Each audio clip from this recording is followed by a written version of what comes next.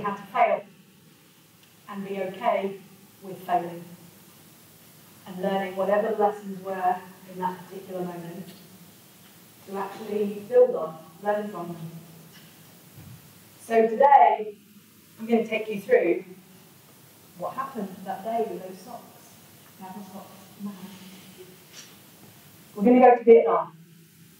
So I want you to imagine a space the size of the sports fields out the back, and it's all paddy fields except for 8 buildings. And each of those buildings is roughly the size of this stage and houses 20 disabled youngsters, the age of 6 to 25. They've been abandoned by their families because they were sick, or they've been brought to the orphanage as a safe place because they can't be at home anymore because their family doesn't have grandparents.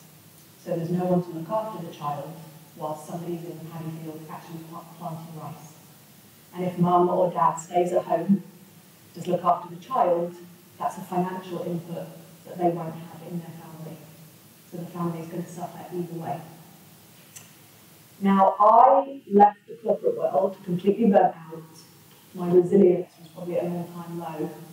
And I wasn't really happy with that situation because in the run-up to that losing my job, I had swum from Greece to Turkey. I had climbed Mount Fuji in Japan, and I had been on various sports teams. I wasn't used to this failing, this not being good enough. And even if the only person who thought they weren't good enough was me, I wasn't really used to this feeling of not being able to do it. And so I had actually chosen the date on which I was going to end my life. 31st of January 2015 was actually going to be my last day. And in the run-up to that, I had friends all over the world that I wanted to say goodbye to. None of them knew what was going on in my head. But I ended up in this orphanage for disabled children because whilst I wasn't very good in my corporate job at the time, I was suffering from migraines a lot, I was not a very healthy person, I could still paint nails, draw, make Lego towers, and play catch, which was all those kids wanted to have a good day. It was nothing complicated. And every now and then, I would be entrusted by the staff with sock duty. Now, before I tell you that day what happened on sock duty, I'm going to tell you about a young lad called Duck. Now, Duck is 16 and has Down syndrome, and he's about this tall. And Duck loves to dance. For those younger members of the audience, Gangnam Style on replay at least 20 times is his favourite way of spending the morning. Not necessarily mine after the first or second time through that song, but he's good. But Duck spends his whole time in these little plastic shoes, a bit like flip-flops. But nobody in that room, so remember that size of that room, 18 to 20 children, nobody owns anything. They share shoes. I get to the orphanage this day, and Duck doesn't have his normal shoes on.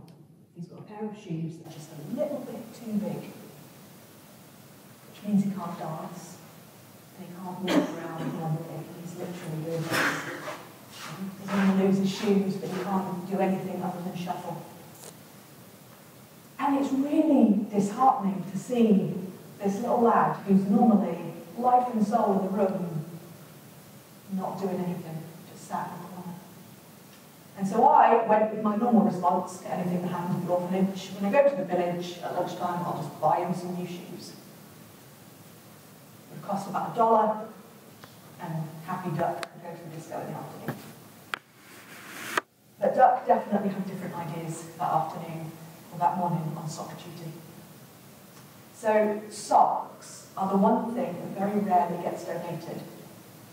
So when you see appeals for clothes, or those plastic bags come through the letterbox, people very rarely put socks into them. They've got holes in them, they're not white anymore, we just use them as rags, but nobody donates actual socks to these charities. And for these children who have this space of room, and very few of them are that mobile, cold feet is a really big problem for them. I don't know about you, when I get cold feet, I become so miserable.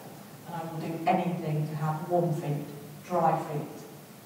And that was the one thing that was missing for them. So once the temperature started to drop in sort of winter time, they became even less mobile because they were just staying with blankets. So these children need to move and have fun and get up and build Lego, but that means we have to find socks.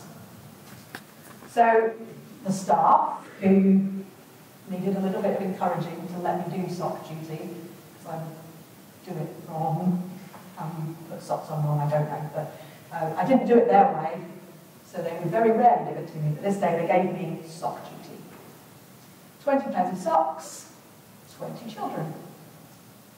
And for those of you that have had toddlers, or nieces and nephews like mine, know that sometimes children don't want to wear socks. And this was pretty much my 20 sock battle. Children who liked to eat socks, who liked to take socks up and throw them at other people, including me, and ones that would just throw them out of the room. You had no idea where these socks went. But we also had open sewers, so I'll leave it to your imagination where some of those socks might have ended up. And so I start going around the room, one pair of socks at a time. And I get to the 20th child, and the bag is empty. Done it. 20 pairs of socks, 20 children. And then I turn around, and 10 of the children aren't wearing any socks.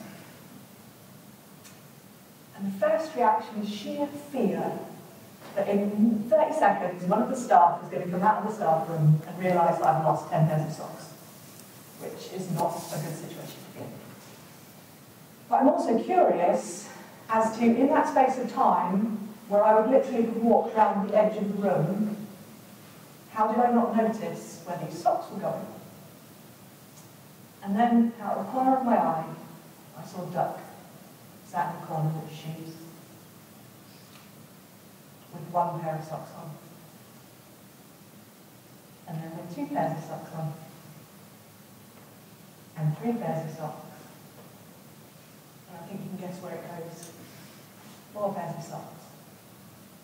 Every single time he would try a pair of socks, try his shoes, and if they fell off, he would put another pair of socks on. 10 pairs of socks later, geared on by every single one of the children not wearing any socks, Duck's shoes fit like perfectly. And he's dancing around, and when the bell goes that the disco is about to start, he is out of that room like crazy. And yes, you guessed it, Gangnam Style was the first music that came on that afternoon.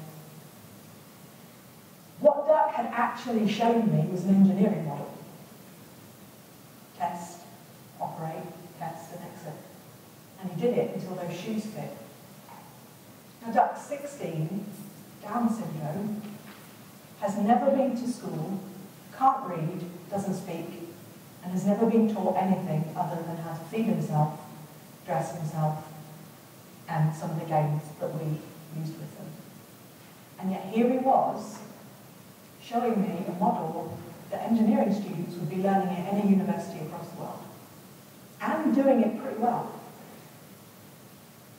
And I sat there for a moment, like completely astounded that of what he had just shown me was possible with 10 pairs of socks. And then when I came home, about 2 months later, I came home to a world that I wasn't expecting to see, because I wasn't expecting to be alive. And all of those lessons started to come up again. Was I ready to learn to fail? Was I ready to do things and not worry about how many pairs of socks I had to put on? But most important thing is I'm going to look for something creative in some of the ways that I do things, rather than just buy something new or throw money at it. Now at the orphanage, we had 35 different ways that you can use a pair of socks. Yes, they could be socks. They could also be gloves and hats. and trousers and arms of jumpers, the children who didn't like jumpers. They could also be clothes for premature babies. We could cut socks up or have whatever we needed. They could be hairbands. They could be sanitary towels. They could be mops. They could be anything you needed, something that was soft, absorbent, and actually close at hand. But it was the one thing we didn't have in vast amounts. And so we would, every weekend or every 2 weeks when we went into the main town, actually go to a wholesale market and just buy 180 pairs of socks. It became a bit of an urban legend. You go into a market where when tourists, Westerners normally go in and they want one hairband, one comb, and they want to sell you 20. And we went in, that first morning, we went in and said we want to buy 180 pairs of socks. It was like a ripple effect. It went around the room. They're buying 180? 180? Did you say 180? And we walked out with, I think it was 4 massive black bin liners full of socks. And I learned a lot of lessons in Vietnam. A lot that mean I'm even stood here on a stage today, and a lot of the work that we do with people in actually bringing them back from burnout, helping them get through stress, anxiety, depression, all go back to things that we learned how to do in the orphanage. And as we today, this will probably be one of the last meetings with people for a while. Those were the things that we were learning in Vietnam. How to quarantine a cold in one room by not letting the children go between 8 different rooms. How to use the resources that you had. We didn't even have toilet paper, so we didn't have that whole issue of how much toilet paper we could stash. But we ran our day according to the sun. So breakfast was at 3:30 in the morning, because that's when the sun came up. Lunch was around 9 a.m, dinner was at 3, and the children went to bed at 6. We didn't have electricity all the time, but we didn't need it all the time, because we used what was available to us. The one thing we missed, being Westerners, was Wi-Fi. And every lunchtime we would go and have lunch, and then we would go to the very aptly named Wi-Fi cafe. It didn't have to come up with anything other than that, it was just called the Wi-Fi cafe. And on the days when the Wi-Fi was out, we would actually talk to each other. When we had Wi-Fi, we were pretty much social outcasts from each other, and we would all be sat around the table, but none of us would look at each other, none of us would speak to each other, because we would just be on our phones for the hour and a half before our next volunteering shift started. The reasons for Wi-Fi being out were few and far between. Usually, a lizard had eaten through the copper wiring, seemed to have a real taste for that router cable that just sat in the corner. And then my favourite one was when the letter came from the Vietnamese government that said, unfortunately, Wi-Fi is now out in the whole of northern Vietnam because we cut the cable with our submarine out in the back. You kind of thought, how exactly does that happen?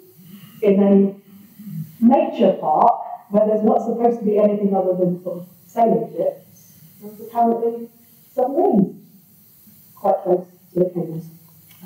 So in 3 days, to find the cable that they cut and then actually put it back together. It took another 11 days before Wi-Fi came to where we were in rural Vietnam. Those were the strangest 11 days because we were connected. We were truly connected to each other and helping each other, talking to each other. And the friendships from those 11 days were actually probably some of the strongest friendships I made during my time in Vietnam because we had that connection. And that's where we are now. I have friends in Italy who have been singing on their balconies for the last few days. They now know who their neighbours are. They're not just a door, a number, a name on the letterbox. they've actually spent time with them, albeit from a balcony over a courtyard, but they now know those people as actual people. And that's what we're going to need in the next few weeks, days, months, hopefully not, to actually just be open to that contact again and open to helping each other. And so I actually came back from Vietnam wanting to make sure that no child ever slept with cold feet again. And so I'm setting up a foundation called Socks for Forgotten Feet, which is to put socks on the feet of 1 million children who are refugees, orphans, or displaced by natural disaster. Those situations where people are really struggling to just have those few home comforts, which is a pair of socks at times. And the plan is to take this global, to make sure that every refugee camp always has enough socks for the children that are there.